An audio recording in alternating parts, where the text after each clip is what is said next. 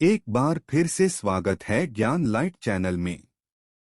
दोस्तों, नवरात्रि का 9वां दिन अर्थात 23 अक्टूबर को नवरात्रि खत्म होने को जा रहे हैं। अगर जिस किसी ने भी 23 या 23 अक्टूबर से पहले खाने का मतलब यह है कि नवरात्रि खत्म होने से पहले हल्दी वाला यह उपाय कर लिया, तो उसके घर में महालक्ष्मी माता जी का निवास सदा के लिए हो जाएगा और घर में पैसा खूब आएगा और लंबे समय तक पैसा घर में टिकता रहेगा। दोस्तों, ऐसा मौका बार बार नहीं आता है और दोस्तों, यह ऐसे उपाय होते हैं जो कि विशेष दिन पर ही किए जाते हैं। आज नवरात्रि से खत्म होने से पहले इस उपाय को कर लेना। और दोस्तों, यह उपाय बहुत ही गुप्त होते हैं, उनकी जानकारी बहुत कम लोगों को पता होती है, इसलिए जो कर लेता है उसके घर में सदा के लिए महालक्ष्मी जी का निवास हो जाता है। जिस किसी भी मनुष्य ने इस हल्दी का उपाय कर लिया तो समझ लेना उसका बेड़ा पार हो जाएगा। उसके घर में रिद्धि सिद्धि सुख समृद्धि और माता लक्ष्मी जी का पूर्ण हत्या आशीर्वाद प्राप्त होगा। अब दोस्तों, यहाँ पर कुछ लोग ऐसे भी होंगे जो इस उपाय को हल्के में लेंगे। हम आपसे बोलते हैं कि इसको जिस किसी ने भी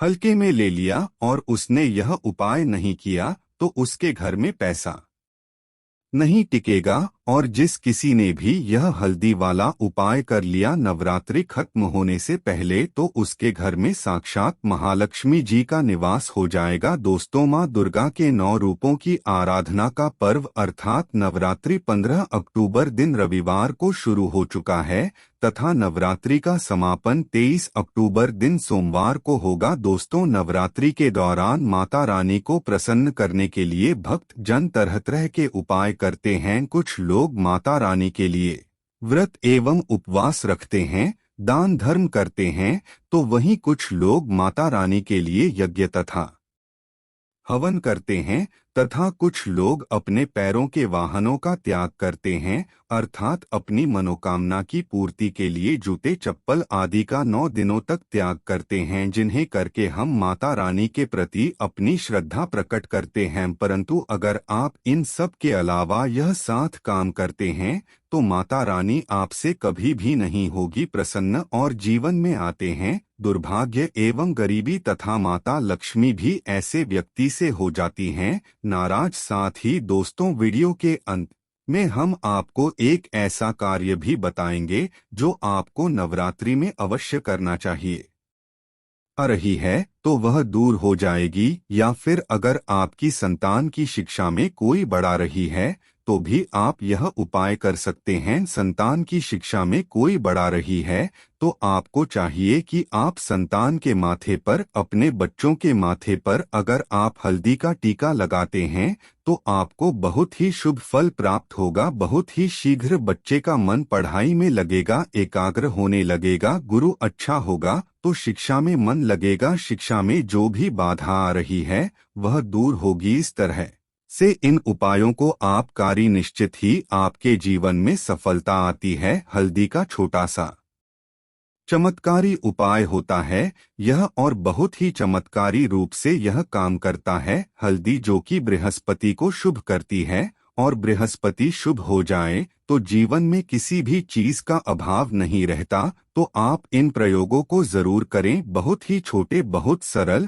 और बहुत अचूक उपाय हैं। दोस्तों, शास्त्रों के अनुसार नवरात्रि के दिनों में माता रानी का पूजन करने से, कन्या पूजन करने से माँ अभय वरदान प्रदान करती हैं, तो कुंडली में जो कष्ट होते हैं उन्हें ठीक कर देती है। सच्चे हृदय वाले व्यक्ति के सभी कासन का निवारण माँ शीघ्र ही करती है। माँ की उपासना से विनम्रता का विकास होता है, सभी कष्ट, दरिद्रता, द्यूहक कष्ट नष्ट हो जाते हैं। नवरात्रि में माता रानी का व्रत और पूजन किया जाता है, लेकिन नवरात्रि के दौरान सबसे ज्यादा महत्व होता है कन्या पूजन का। दोस्तों, कन्या रानी जो होती है फूलों की पंखुड़ियां की तरह नाजुक होती है। कन्या पूजन सर्वप्रिय है, श्रेष्ठ है। कन्या के रूप में स्वयं जगदम्बा देवी, माता वैष्णो, 9 देवियां अर्थात समस्त ब्रह्मांड उनके शरीर के कान कान में बस करते हैं। बहुत कम लोग जानते हैं 33 कोटि देवी देवताओं का वास होता है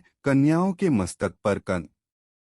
या चाहे छोटा हो चाहे बड़ी हो, वह सदैव पूजनीय है, माँ के समान मानी जाती है। दोस्तों, माना जाता है व्रत और उपासना से माता रानी इतना प्रसन्न नहीं होती है जितना कि कन्या पूजन से होती है। नवरात्रि में छोटी छोटी कन्याओं को माता रानी का स्वरूप माना जाता है। कन्याओं को भोग लगाया जाता है, उन्हें प्रसन्न किया जाता है और बदले में आशीर्वाद मांगा जाता है। दोस्तों, कन्याओं को प्रसन्न करने के लिए गिफ्ट आदि उपहार वगैरह दिए जाते हैं। माना जाता है अगर कन्याओं को कोई भेंट दी जाए और वह उसे खुशी खुशी स्वीकार कर ले तो इसका मतलब है माता रानी अर्थात माता वैष्णो ने वह भेंट स्वीकार कर ली। जिन पर कन्याएं प्रसन्न होती हैं तो समझो उन्हें माता रानी का आशीर्वाद मिल गया और माता रानी की कृपा से उन्हें मुँह मांगा वरदान प्राप्त होता है। कन्या पूजन कोई मामूली पूजन नहीं होता। समस्त ब्रह्मांड में जो पूजा होती है उनसे कर कन्या पूजन को माना जाता है।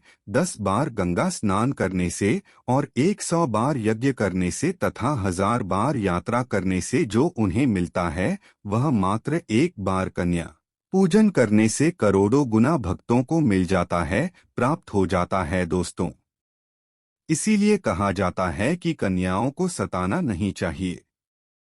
दोस्तों, उम्मीद है आपको यह जानकारी अच्छी लगी होगी।